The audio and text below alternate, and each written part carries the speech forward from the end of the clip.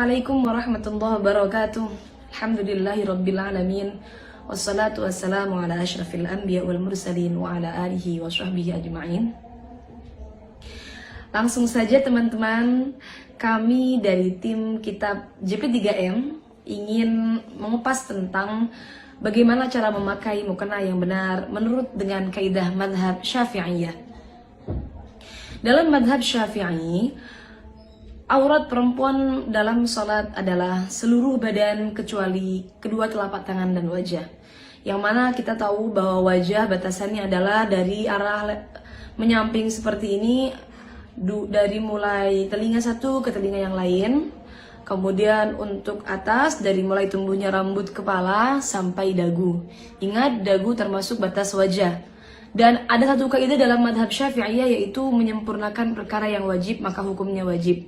Sehingga cara memakai mukena yang benar seperti yang kalian lihat saat ini, yaitu adalah dengan menutup rambut-rambut kepala, rambut-rambut bayi yang ada dalam di ujung-ujung sini itu.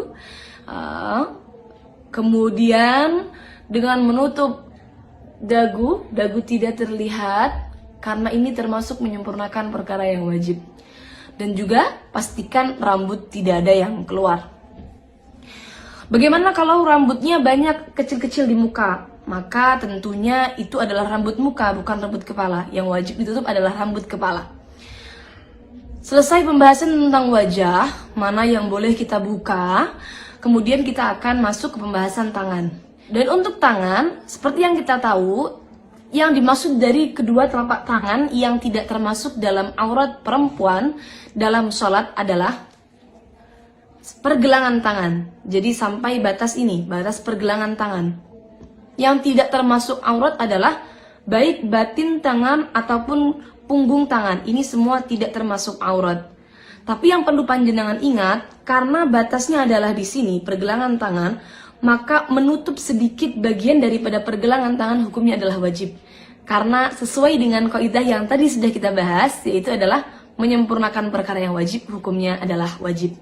Sehingga teman-teman untuk menutup harus seperti ini. Nah, mohon maaf ini mukena saya agak seret. Nah, seperti ini. Menutup sedikit daripada pergelangan tangan. Ingat, punggung tangan dan juga telapak tangan ini bukan termasuk bagian dari aurat. Sehingga tidak masalah bila mana punggung tangan terbuka seperti ini. Ini bukan termasuk bagian daripada aurat dalam sholat wanita. Kemudian yang perlu kita bahas selanjutnya adalah benda yang digunakan untuk menutupi aurat atau baju yang digunakan untuk menutupi aurat. Yang digunakan untuk menutupi aurat adalah sesuatu yang bisa menutup warna kulit dalam majelis berbincang-bincang, dalam majelis takhotub. Maka bagaimana batasannya? Apakah nerawang atau tidak? Itu batasannya adalah bila dilihat dalam majelis berbincang-bincang, seperti mungkin dengan jarak saya berbincang dengan teman saya, seberapa urfnya, seberapa biasanya, kok terlihat warna kulitnya, maka berarti belum mencukupi. Tapi kalau tidak terlihat warna kulitnya, maka sudah bisa dikatakan mencukupi. Seperti halnya mungkin mukena yang ada bordirnya, kemudian bordirnya ini agak sedikit menimbulkan bulat-bulat atau bolong-bolong kecil, maka bila mana tidak sampai memperlihatkan warna kulit dalam jarak majelis berbincang-bincang, ini tentunya tidak masalah atau tidak mengganggu keabsahan sholatnya. Dalam artian mukenanya tetap bisa dipakai untuk menutupi aurat dalam sholat. Kemudian yang perlu kita bahas lagi dalam hal menutup aurat dalam sholat adalah hal-hal yang sering terlewatkan. Yang pertama adalah longgarnya mukena, tangan mukena yang dipakai, sehingga ketika longgar, maka ini akan turun sehingga memperlihatkan pergelangan tangan yang tadi, yang mestinya tetap wajib kita tutup ya. Kemudian tidak menutup bagian dagu, biasanya menggunakan mukena seperti ini. Nah, ini memperlihatkan bagian bawah dagu, yang mana ini termasuk aurat dalam sholat. Kemudian kebiasaan yang salah adalah tembusnya rambut-rambut di belakang kepala ini. Karena perempuan biasanya rambutnya panjang, kemudian ketika digulung ke atas, maka rambutnya tembus ke mukenanya sampai keluar. Nah, ini juga perlu diperhatikan, jangan sampai tembus. Teman-teman bisa mengatasi dengan mungkin menggunakan tutup atau ikat yang sampai menutup bagian belakang, atau dengan menggunakan tutup lagi di luar mukenanya. Jadi pastikan jangan sampai terlihat dari belakang. Kemudian selanjutnya yang sering terlewatkan adalah perlu diingat bahwa batin telapak kaki itu tetap termasuk aurat perempuan dalam sholat. Sehingga ketika sholat maka pastikan ketika dalam keadaan sujud batinnya tertutupi.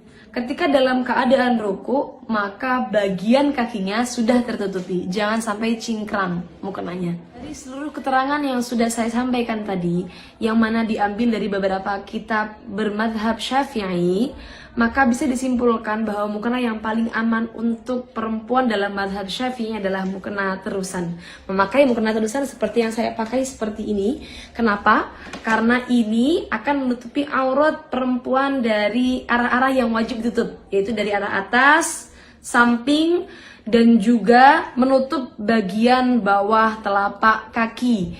Karena telapak kaki termasuk dalam aurat wanita. Untuk teman-teman yang menggunakan mukena potongan, maka pastikan bagian leher tidak terlihat dari arah samping. Kenapa? Karena kekurangan dalam mukena potongan adalah ketika berdiri, ketika ruku, ketika mengangkat tangan, maka bagian lehernya tetap terlihat. Ini dari arah samping, bagian lehernya tetap terlihat. Walaupun toh sudah seperti ini. Kenapa? Karena pasti ada bagian-bagian longgar yang memperlihatkan bagian aurat lehernya. Kecuali bagian lehernya sudah tertutup sempurna, mungkin dengan menggunakan dalaman jilbab yang dimasukkan ke dalam pakaian. Sekian dari kami. Kurang lebihnya mohon maaf. Wassalamualaikum warahmatullahi wabarakatuh.